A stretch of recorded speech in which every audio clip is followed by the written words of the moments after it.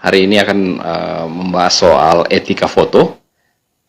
Ternyata motret itu tidak semau ya, ada aturan-aturan yang tentunya akan kita ketahui bersama, nanti bersama dengan Pak Basri Marzuki, fotografer Antara News.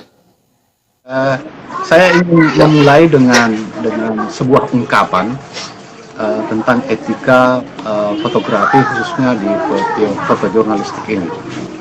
My hand is made, my camera is executed by my hand, then my camera is my freedom, but taking picture is not without responsibility.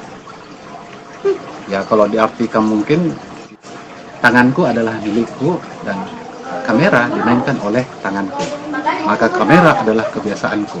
Tapi bukan berarti memotret itu tanpa tanggung jawab. Bukan berarti semau gue seperti tema flyer yang kita buat. Apalagi kalau itu berkaitan dengan jurnalistik. Apalagi itu, ya kalau kita berbicara jurnalistik kan artinya publikasi. Ketika dipublikasi, itu dan akan menjadi persoalan. Beda halnya kalau misalnya memang kita memotret tidak lebih dari sekedar untuk kita nikmati sendiri. Tapi ingat teman-teman bahwa dalam profesi kita, sebuah foto hanya bisa disebut sebagai foto jurnalistik ketika itu dipublikasi. Ketika Anda menyimpannya di dalam memori kamera, ketika Anda menyimpannya hanya di hard disk, itu bukan foto jurnalistik. Karena yang kita maksud dengan fotojurnalistik adalah realitas atau gambar yang ditransformasi ke dalam bentuk file digital, gambar yang untuk dipublikasi. Jadi sepanjang tidak dipublikasi bukan fotojurnalistik, foto dokumentasi. Sebenarnya, jadi agak abstrak pada konteks yang seperti ini misalnya, area privasi dengan area privat. Kalau misalnya begini. Wali kota, taruhlah seperti itu. Wali kota dalam posisinya sebagai pejabat pemerintah. Ketika berada di pantai Talise, tidak sebagai seorang wartawan yang dilindungi oleh Undang-Undang Pers nomor 9 itu, tidak ada satupun yang bisa melarang saya untuk memotret Pak Wali Kota di pantai Talise. Itu area privat. Tidak ada. Siapa yang bisa melarang saya? Kerjanya saya demi, jadi bahasanya seperti itu. Atas nama kepentingan publik, maka Pak Wali Kota bisa saja saya potret di pantai Talise. Tetapi kalau Pak Wali Kota berada di rumahnya, di halaman rumahnya, jangankan di dalam rumahnya, di halaman rumahnya, rumah itu area privasi. Anda sama sekali tidak boleh memotret Pak Wali Kota ketika dia berada di area privasi, kecuali Anda minta izin dan mendapat persetujuan. Ini kan lagi rame soal misalnya merepost. Etikanya itu seperti apa sih sebenarnya, Pak? Bolehkah kita merepost foto orang tanpa minta izin dulu? Atau biasa orang bilang, kan saya sudah menulis sumber saya, sumber Anda. Kemudian saya juga kan punya aplikasi repost. Itu kan sah-sah saja. Apakah memang benar seperti itu? Kalau menurut saya ya, karena sekarang kan teknologi sudah semakin canggih, kemudian semakin berkembang, kemudian mainstreamnya sebuah media sekarang sudah mulai bergeser. Kita tidak hanya pada media yang betul-betul kontennya itu adalah berita atau foto atau berita, tapi juga sudah bergeser ke arah media sosial, sampai-sampai kita kenal ada namanya jurnalisme warga. Bahkan ada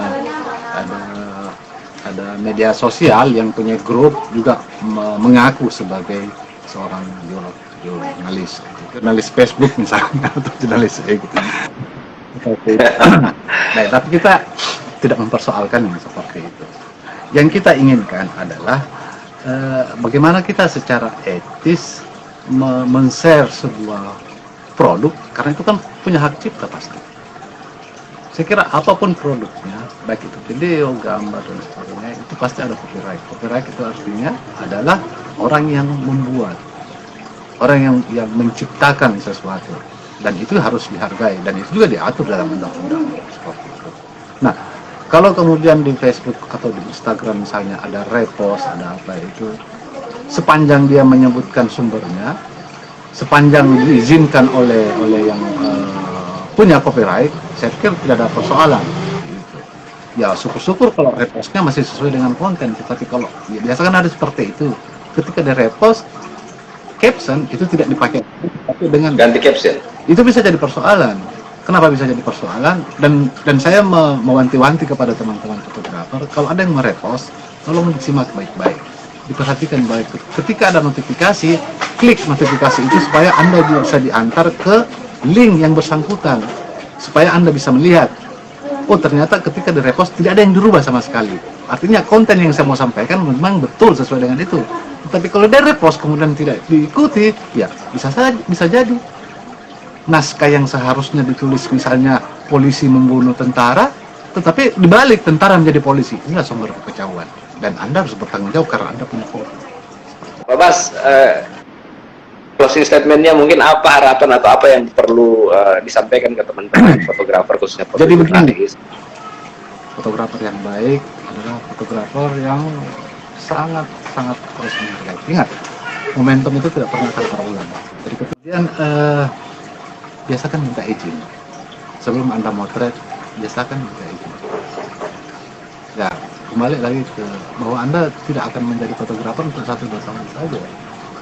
Hari ini mungkin dia motret dia, tetapi siapa tahu 2-3 tahun mendatang kembali akan memotret. Jangan mentang-mentang fotografer, mentang-mentang seorang wartawan, ya lantas apalagi kalau sudah menenteng kamera sampai 2 kiri kanan, jalan kayak tidak tahu masuk surga atau neraka. Ngeri. Tidak usah lah yang seperti itu. Artinya fotografer yang baik adalah fotografer yang kehadirannya sebenarnya tidak disadari oleh objek foto. Itu menurut saya. Sekali lagi, jurnalis foto yang bagus adalah, yang baik adalah jurnalis foto yang kehadirannya tidak disadari oleh objek. Jadi kalau Anda datang kemudian kasih keluar, ya. Allah, sudahlah. Saya terima kasih Pak waktunya dengan kesibukan di rumah, dan sampai kita berjumpa lagi Pak di lain waktu dan kesempatan.